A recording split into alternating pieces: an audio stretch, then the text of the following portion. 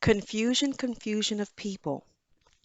Now the rise of America's one slave into the knowledge of self, in the spirit of Allah, in the person of Master Fard Muhammad, the Son of Man, the author of the resurrection of us, the mentally dead, is causing unfold confusion among the heads of state.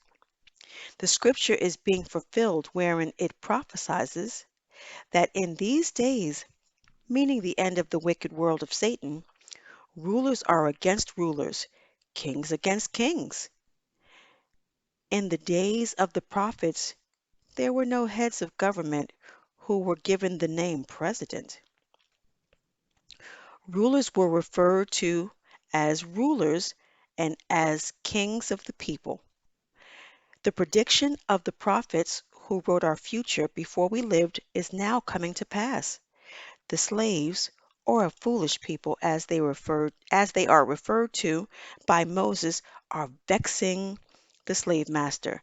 Today, as these prophecies are now being fulfilled, we are not surprised at the truth God gave to us through the mouths of his prophets coming to pass, as it was prophesied. The master must give up his slave, and the slave must give up his master, regardless of his desire to remain with his master. It is the purpose of God Himself to separate the two so that He can give the slave justice and equal chance for survival, as the slave master has been exercising power over the slave. Allah is being torn to pieces politically, as Pharaoh's political party was in the days when Jehovah went after the freedom of Israel. Egypt was plagued with droughts, great hailstorms, rain, and fire, according to the Psalms, running side by side, fire and water. These plagues are now visiting America from Almighty Allah God.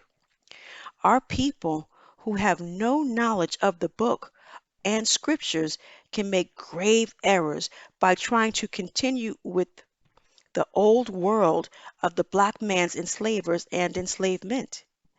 There are many of our people, especially among yesterday's leadership, who desire to lead the shackled slave into more secure shackles for the sake of the master and for the fear of the master's dislike of the leadership. This is found among the spiritual leaders more than among the political leaders of Black America, which makes manifest to you that the spiritual leadership fears not the God of truth and justice, but fears the enemy of God. God is the author of freedom, justice, and equality of man. We must have unity with the black nation of the earth, of which you and I are members, and who are leaving in search of us, since now having the knowledge that we were bound in the chains of slavery in the western hemisphere of our earth. We cannot come forth, making the steps of freedom towards a free people, until the shackles have been cut to allow our steps to be made freely.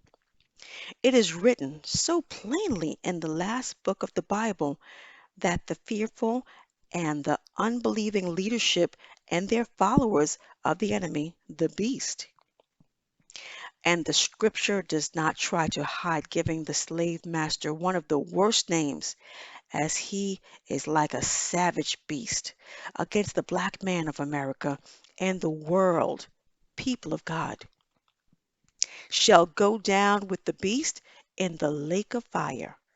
Our unity with God, who has already appeared among us in the person of Master Fard Muhammad, to whom praise is due forever, will set us in heaven while we live and on this earth, our national home.